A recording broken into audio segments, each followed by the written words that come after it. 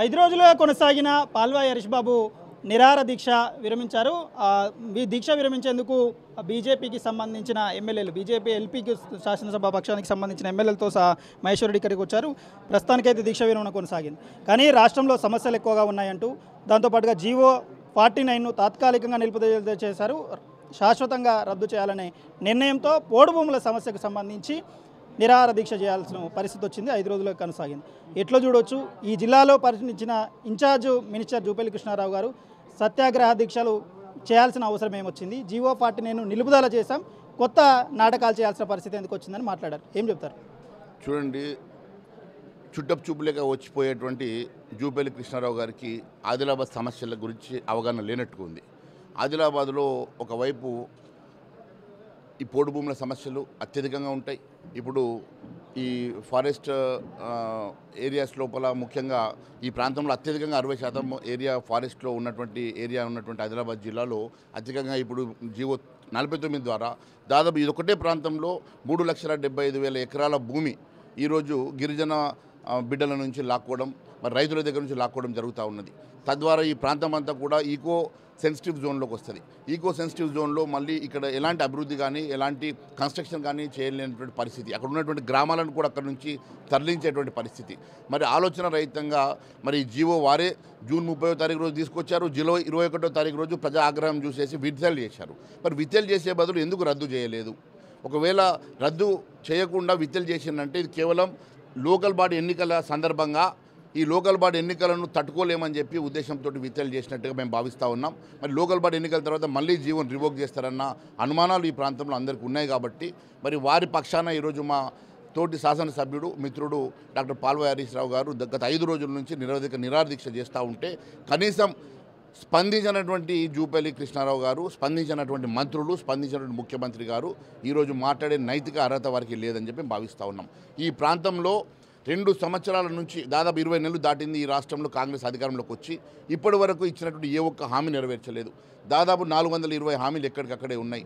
మరి SC ST declaration పేరు మీద వారు ఇచ్చినటువంటి అనేకమైనటువంటి హామీలు ఈరోజు మాట్లాడకుండా ఈరోజు పోడు భూములకు మరి పట్టాలు ఇస్తామని చెప్పినటువంటి రేవంత్ రెడ్డి గారు దాని గురించి మాట్లాడకుండా ఇంకా అత్యధికంగా ఈ ప్రాంతంలో అడవి ప్రాంతం ఉన్నటువంటి గ్రామాలను సైతం ఈరోజు ఇవాక్యువేట్ చేయించేటువంటి ఆలోచన చేస్తున్నారంటే ఎంత దుర్మార్గమైనటువంటి ఆలోచన ఈ ప్రభుత్వం చేస్తూ ఉన్నది. మరి దేనికోసం అని ఇచ్చినటువంటి హామీలు నెరవేరుస్తలేరు. మీరు అనేకమైనటువంటి బీసీ డిక్లరేషన్ కానీ, ఎస్సీ ఎస్టీ డిక్లరేషన్ కానీ, యువత డిక్లరేషన్ కానీ అనేకమైనటువంటి డిక్లరేషన్లు ఇచ్చారు. 420 హామీలు ఇచ్చారు. ఇచ్చిన హామీలు నెరవేర్చకుండా మరి అభివృద్ధి చేయకుండా ఈరోజు కేవలము పర్యటనకు వచ్చినట్టుగా వచ్చిపోయేటువంటి మంత్రులు మాట్లాడడం హాస్యాస్పదం. వరద ప్రాంతాల్లో పర్యటించిన జూపల్లి కృష్ణారావు ఇక్కడ ఏమి హామీ ఇవ్వకుండా వెళ్ళిపోయిన పరిస్థితుల్లో రైతులు ఇంకా ఆవేదనలో ఉన్నారు. ఏం చెప్తుంది బీజేపీ పార్టీ? ఇన్ఛార్జ్ మంత్రి పర్యటన ఎట్లా చూడొచ్చు?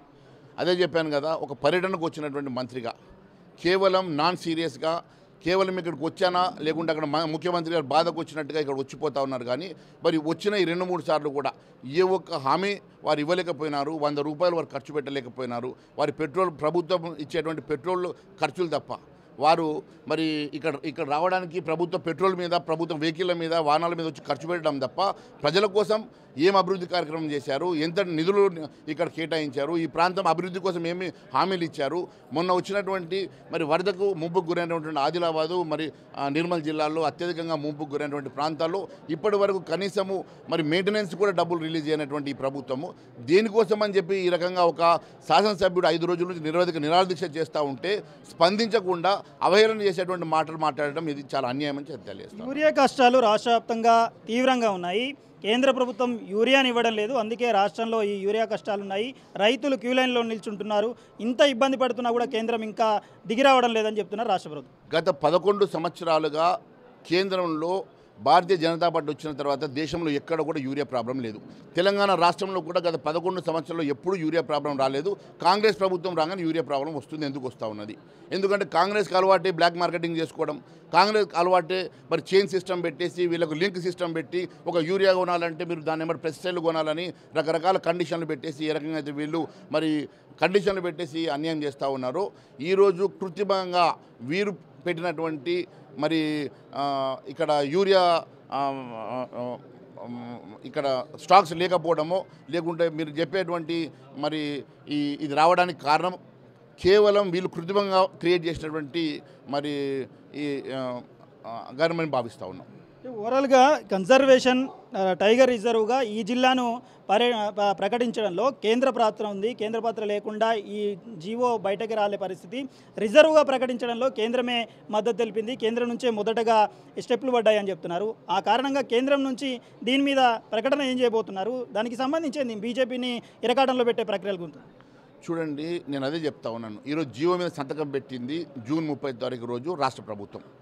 వాళ్ళ ప్రిన్సిపల్ సెక్రటరీ నదీం గారు సంతకం పెట్టారు. జూలై 21వ తారీఖు రోజు దాన్ని విత్డ్రా చేశారు. మరి విత్డ్రా చేసే బదులు జీవోని క్యాన్సిల్ చేయొచ్చు కదా. మరి ఈ జీవో ఈరోజు కొత్తగా పెట్టలేదు కదా. ఈ చట్టాలు గతం ఎన్నో సంవత్సరాల నుంచి చట్టాలు ఉన్నాయి కదా. మరి ఇక్కడ ఉన్నటువంటి సిచ్యువేషన్ని పరిస్థితులను పట్టేసి ఆ జీవోని ఇంప్లిమెంట్ చేయాలన్నా వద్దా అని నిర్ణయం తీసుకుంది రాష్ట్ర ప్రభుత్వం. గత ప్రభుత్వము 10 సంవత్సరాల్లో మరి ఎప్పుడు కూడా ముట్టుకున్నటువంటి ఈ జీవోని ఈ రాష్ట్ర ప్రభుత్వం వచ్చిన తర్వాత మరి ప్రజా వ్యతిరేక విధానం అని తెలిసి కూడా మరి దీన్ని జీవోని మరి సంతకం పెట్టేసి ఇంప్లిమెంట్ చేసే ప్రయత్నం చేయడం అనేది ఇది ఏ పార్టీ వీళ్ళకి గిరిజన బిడ్డల మీద రైతుల మీద ఏ పార్టీ వీళ్ళ గౌరవం ఉన్నది దీన్ని బట్టి అర్థమవుతూ ఉన్నది. ఇందాక మీరు చెప్పినటువంటి షార్టేజ్ ఆఫ్ యూరియా ఏదైతే ఉన్నదో ఇది కృత్రిమంగా వీరు క్రియేట్ చేసినటువంటి షార్టేజ్గానే మేము భావిస్తూ ఉన్నాం. 11 సంవత్సరాలుగా ఈ ప్రాంతంలో ఎన్నడూ ఈ యూరియా షార్టేజ్ లేనిది ఇప్పుడు కాంగ్రెస్ ప్రభుత్వం వచ్చిన తర్వాతనే ఎందుకు యూరియా షార్టేజ్ వస్తూ ఉన్నది, దీని వెనుక ఎవరు హస్తం ఉన్నది, దీని వెనుక మరి బ్లాక్ మార్కెటింగ్ జరుగుతున్న అనుమానాలు మాకు వస్తూ ఉన్నాయి. నిజంగా కూడా మరి గత 11 సంవత్సరాలు తెలంగాణ రాష్ట్రంలో కానీ అంతకుముందు కానీ ఏ రోజు కూడా తెలంగాణ కేంద్రంలో బీజేపీ అధికారంకి వచ్చిన తర్వాత ఒక్కరోజు కూడా యూరియా షార్టేజ్ లేనటువంటి పరిస్థితి మనం చూసాం. కానీ ఈరోజు కాంగ్రెస్ ప్రభుత్వం రాష్ట్రంలో వచ్చిన వెంటనే ఈ యూరియా షార్టేజ్ రావడం వెనుక కారణం ఏంది అని చెప్పి నేను ముఖ్యమంత్రి గారిని అడుగుతూ ఉన్నాను. దీని వెనుక మరి బ్లాక్ మార్కెటింగ్ జరుగుతూ ఉందా, లేకుంటే మీ డీలర్లు లింకేజీలు పెట్టి లేకుంటే ఈ యూరియా కొనాలంటే పెస్టిసైడ్ కొనాలని చెప్పి కండిషన్లు పెట్టేసి మీరు చేస్తున్నటువంటి ప్రైవేటైజేషన్లో భాగంగానే యూరియా కొరత ఉన్నది. ఖచ్చితంగా ఇది కృత్రిమంగా మీరు క్రియేట్ చేసినటువంటి యూరియా కొరతగానే మేము భావిస్తూ ఉన్నాం. ఒకటి చెప్పండి, కాళేశ్వరం రిపోర్ట్ మీద బీజేపీ స్టాండ్ ఏంటి? ముందు కాళేశ్వరం మీద అసలు కంప్లీట్ రిపోర్ట్ ఎందుకు బయట పెడతలేరు, కేవలం 60 పేజీలు మాత్రమే ఎందుకు బయటపెట్టారు? ఇదంతా కూడా చూస్తూ ఉంటే కాంగ్రెస్ టీఆర్ఎస్ కలిసి ఆడుతున్నటువంటి నాటకంగా మేము భావిస్తూ ఉన్నాం. 100 రోజుల లోపల అధికారం వచ్చిన 100 రోజుల లోపల కాళేశ్వరంలో 1,00,000 కోట్ల రూపాయల కుంభకోణాన్ని బయటపెట్టి అందరినీ అరెస్ట్ చేస్తా, చెంచల్ కూడా జైల్లో డబుల్ బెడ్రూమ్ ఇల్లు కట్టిస్తా అని చెప్పిన రేవంత్ రెడ్డి గారు ఈరోజు 20 నెలలు గడిచిన ఎందుకోసమని చెప్పేసి దాని మీద మీరు స్పందిస్తలేరు, ఎందుకోసమని చర్యలు తీసుకుంటలేరు, ఎందుకోసం కేసులు చేస్తలేరు, ఎందుకోసమని చెప్పి ఇప్పటి వరకు మరి వారి మీద మరి వారిని అరెస్ట్ చేస్తలేరు సమాధానం చెప్పాలని మేము కోరుతా ఉన్నాం. దేనికోసమని చెప్పేసి ఈరోజు ఎలా ఈ ఒక రిటైర్డ్ జడ్జి తోటి మీరు ఒక ఎంక్వైరీ చేసి చేతి దులుపుకునే ప్రయత్నం చేస్తూ ఉన్నారు తప్ప నిజంగా దీన్ని సిబిఐకి ఇవ్వాలని చెప్పి మేము గతంలో ఎన్నో రోజుల నుంచి మేము డిమాండ్ చేస్తూ ఉంటే సిబిఐకి ఇన్వెస్టిగేషన్ కోసం దేనికోసమని మీరు ఇవ్వడం లేదో సమాధానం చెప్పాల్సిందిగా మేము ముఖ్యమంత్రి గారిని కోరుతా ఉన్నాం. ఇది ఓవరాల్గా దీక్షా విరమణ తర్వాత బీజేపీ లీడర్ మహేశ్వర్ రెడ్డి మాట్లాడుతున్నది. కాళేశ్వరం రిపోర్టు పైన 60 పేజీలు ఎందుకు విడుదల చేశారు, మిగతా వివరాలు ఎందుకు బయట పెట్టడం లేదు, ఇందులో ఉన్న గూడుపాటాన్ని ఏందో చెప్పాలంటున్నా. జీవో 49 మీద రాష్ట్ర ప్రభుత్వం మీద మొత్తం తెలంగాణ వ్యాప్తంగా ఉద్యమం చేస్తాం, శాశ్వతంగా రద్దు ప్రకటన జరగాలి, ఇందులో కేంద్రం ఇన్వాల్వ్మెంట్ ఏం లేదు, తాత్కాలికంగా నిలుపుదల చేస్తూ వచ్చిన ప్రకటనలో కుట్రలు ఉన్నాయంటున్నారు బీజేపీ ఎమ్మెల్యేలు. కెమెరా పర్సన్ ప్రవీణ్తో నరేష్, TV9 కాగజ్ నగర్.